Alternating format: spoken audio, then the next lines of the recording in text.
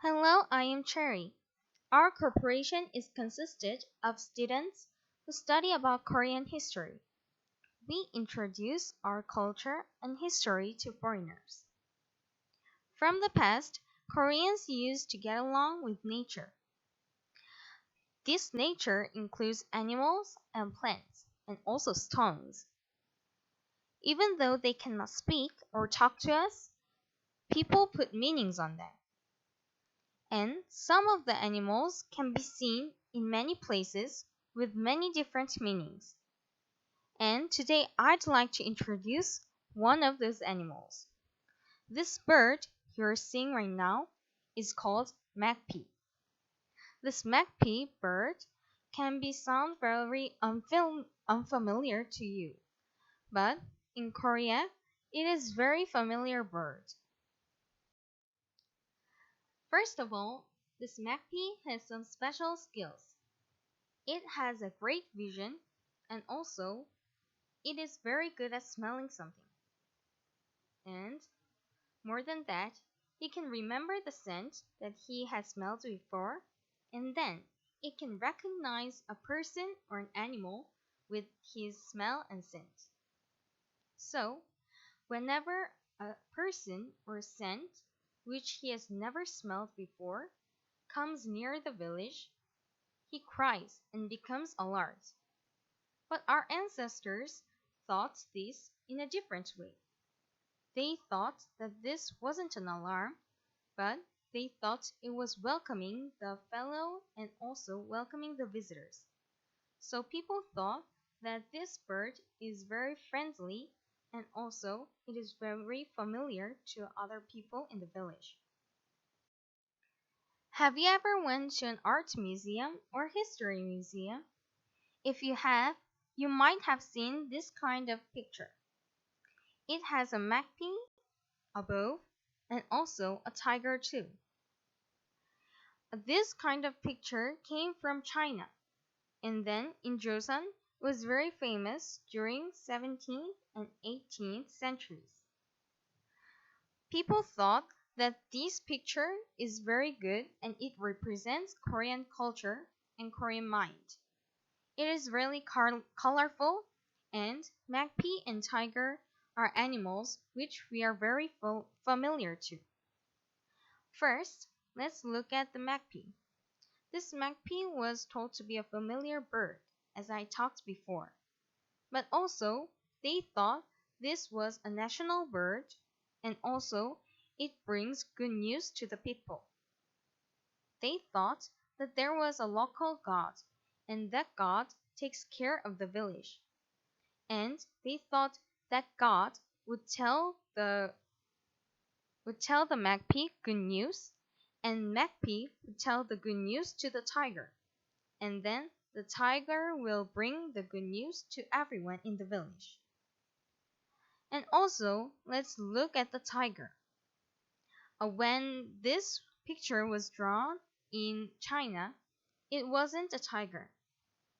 It was a leopard instead. A leopard in Chinese character has a very similar saying with the word telling. So they thought that leopard is good at telling good news. But in Korea, we like the tiger. So we put tiger instead. This tiger represents fierceness and also the braveness.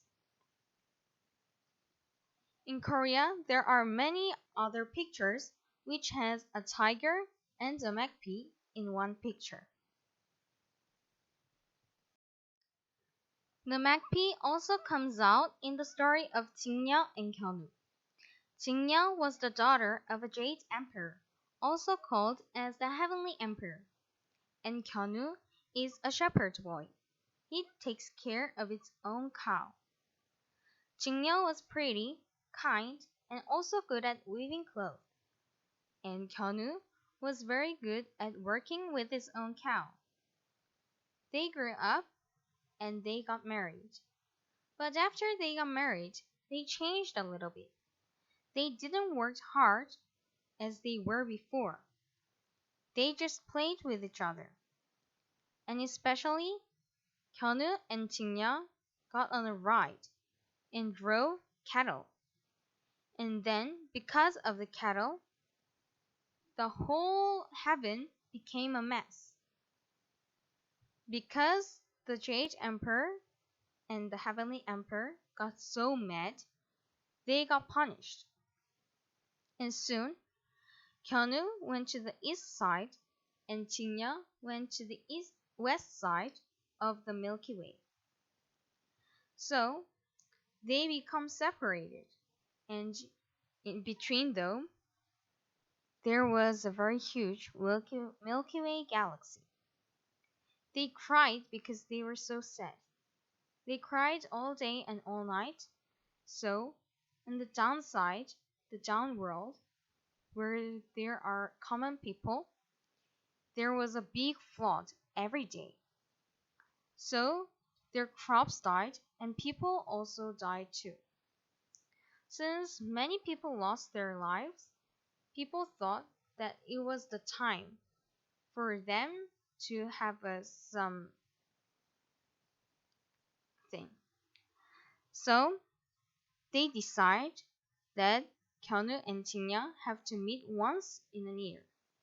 So they tell and ask the crow and the magpie to make a bridge on July 7th so that the Jingya and Kyonu can meet.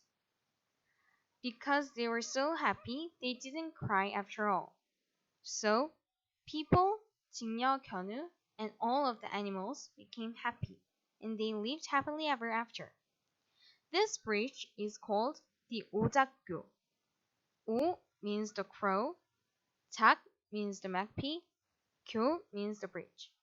So this bridge is made up of crow and magpie. This word is still used until now. If someone helps a woman and a man to be meet, and also they lead their heart and heart meet each other, he or she is called the 오작교. When you search 설날, Korean's New Year's Day in the website, you can see all of the picture has a magpie image inside the picture. They thought that magpie also represents the New Year's Day of Korea. There is a book called 삼국유사. Inside the 삼국유사, there were some people who tried to kill and eliminate the king. And during this, magpie, pig, mouse, and dragon helps the Shinra's king. So Shinra's king was so grateful, so he made them and he promoted the animals. So mouse, pig, and the dragon became one of the 12 guardians. But magpie couldn't go inside one of the 12 guardians.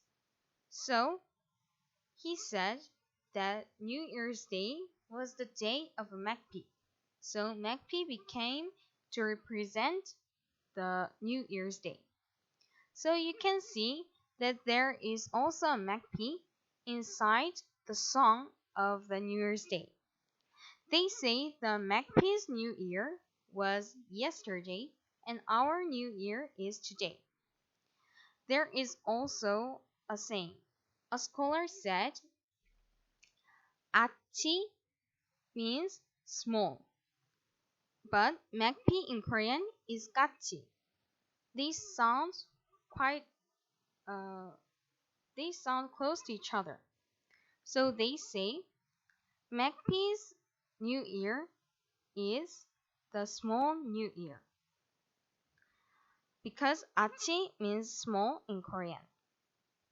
So we talked about the magpies. Magpie represents lots of things and it is a bird which is very familiar to Joseon Korean people. So this is the end of my speech and thank you for listening and I hope to see you next time too. Bye.